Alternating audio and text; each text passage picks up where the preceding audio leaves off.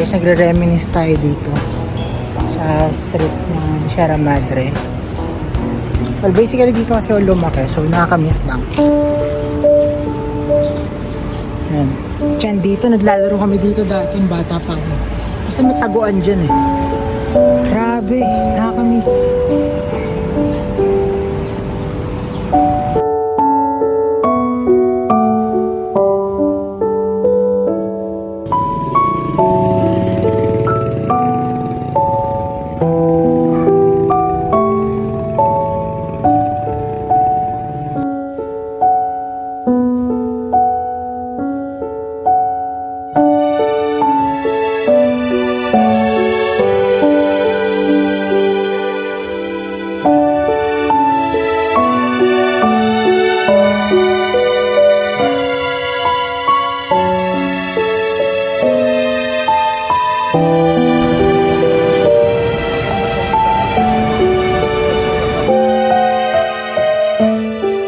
Dito nga pala kami namamalengke.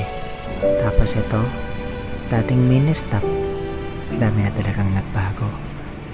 And since andito na rin ako sa Manda, what if kitain ko yung kaibigan ko nung grade 3? Grade 6 pa ako nung last kita ko sa kanya.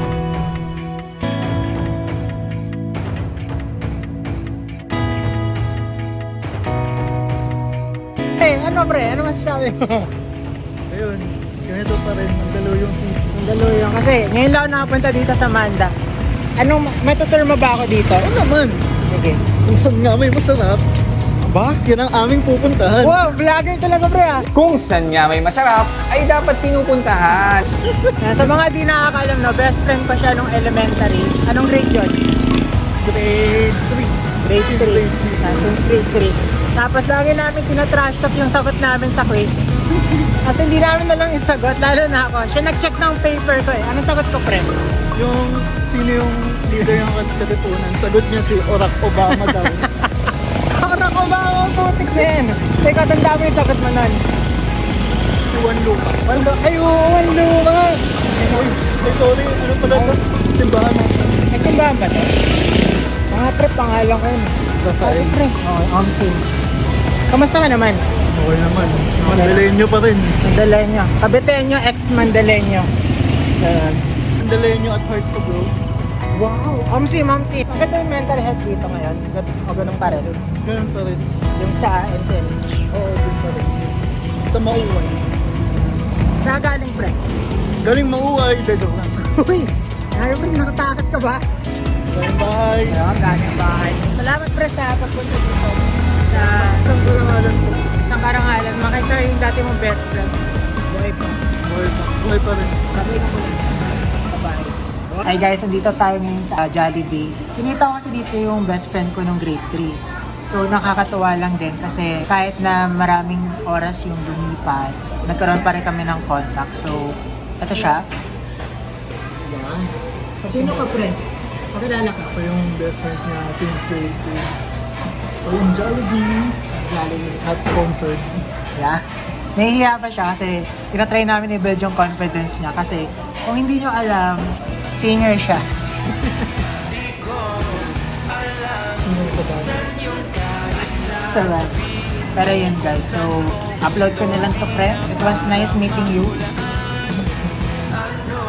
Ano masasabi mo sa mga viewers? Halimbawa, Gusto namin sabihin sa inyo ngayong gabi, meron pong nakakaintindi ng sakit na pinagdadaanan nyo.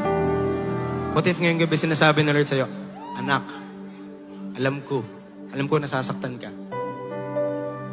gusto ka nila makita, gusto ka nila mapanood, anong gusto mo sabihin? Stay tuned.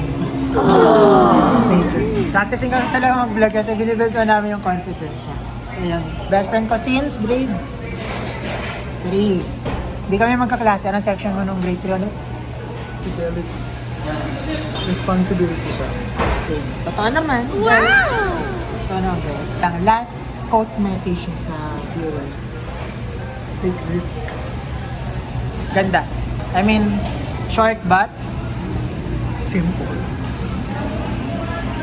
Short, simple, and explanatory. siyempre wala nagbago sa akin. Ano nagbago Ano sa pa rin? akin? Grade 3, kung paano kami umalis ng grade 3, ganun pa rin kami nagkita. Pick up from where you left. So, lahat ng sinasabi ko meron siyang English na sinasabi. Yes. Sige na, bye-bye na guys. Thank you so much for watching, guys. 1, 2, Hey guys, wala lang. Ito yung Mandaluyong. My hometown. Ano masahe mo, friend? it's good to be Kaya back. mga mag-vlog. Vlog takeover! So, take over. So, to take over na akin na tong cellphone, guys.